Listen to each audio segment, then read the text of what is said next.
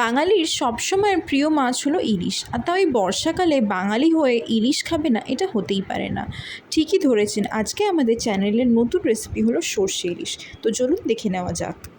তার আগেই বলে রাখি, বিভিন্ন ধরনের রান্না খুব সহজেই শিখে নেওয়ার জন্য আমাদের চ্যানেলটিতে প্লিজ সবাই সাবস্ক্রাইব করুন।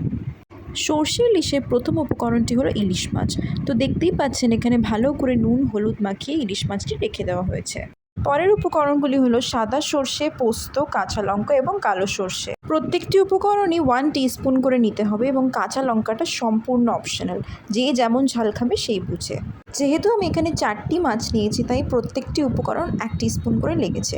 এবার মাছ বাড়লে তো জেনারেলি বুঝতেই পাচ্ছেন যে উপকরণের মাত্রাটাও বাড়বে, এটা আন্দাজ মতো। ভালো করে দেখানোর জন্য সর্ষে এবং পোস্তটি আমরা শিলে বেটে নিচ্ছি, কিন্তু আপনারা চাইলে অবশ্যই মিক্সার ইউজ করতে পারেন।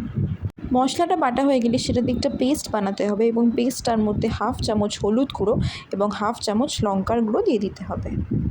এরপর কড়ায় তেলটা দিতে হবে। তেলটা গরম হয়ে গেলে তার মধ্যে কালো জিরে, কাঁচা লঙ্কা ফোড়ন দিয়ে দিতে হবে। তারপর একে একে ইলিশ মাছের পিসগুলো কড়ায় দিয়ে দিতে হবে এবং কড়ায় মাছগুলো দিয়ে দেওয়ার পর এপিট ওপিট করে একটুখানি ভেজে নিতে হবে। দেখতেই পাচ্ছেন এখানে মাছগুলো ভাজা হচ্ছে এপিট ওপিট করে ঘুরিয়ে ফিরিয়ে। আর একটা কথা বলে রাখি আপনাদেরকে, ইলিশ মাছ কিন্তু খুবই নরম মাছ, তাই একদম বেশি ভাজতে যাবেন না, তাহলে কিন্তু মাছের স্বাদটা পুরোটা নষ্ট হয়ে যাবে এবং এটা খুবই হার্ড হয়ে যাবে, যেটা কিন্তু খেতে ভালো লাগে না। তাই ইলিশ মাছকে কখনো বেশি ভাজতে নেই, একদম হালকা করে শ্যালো ফ্রাই করে নেবেন, তার বেশি ভাজার দরকার পড়ে না। কেউ যদি আপনাদের মধ্যে স্পাইস ইনটলারেন্ট হয়, তাহলে কিন্তু আমি আগেও বলেছি এখনও বলছি যে কাঁচা লঙ্কার ব্যবহার আপনারা নাও করতে পারেন বা একটি কাঁচা লঙ্কা দিলেই যথেষ্ট।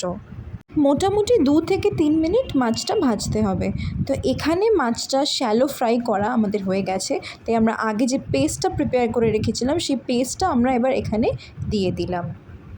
বাটি ধোয়া জলটা দিতে ভুলবেন না কিন্তু, কারণ ওইটা দেওয়ার পরে আলাদা করে আর জল লাগবে না রান্নায়।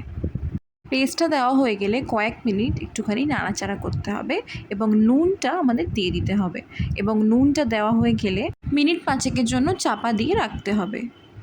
ঢাকনাটা যখন খুলবেন, খুলে দেখতেই পাবেন যে মাছটা অলমোস্ট হয়ে এসেছে এবং তখনই কাঁচা তেল আপনাদেরকে ওপর থেকে একটু ছড়িয়ে দিতে হবে। কাঁচা তেল ছড়িয়ে দিলেই একদম রেডি আমাদের সর্ষে ইলিশ।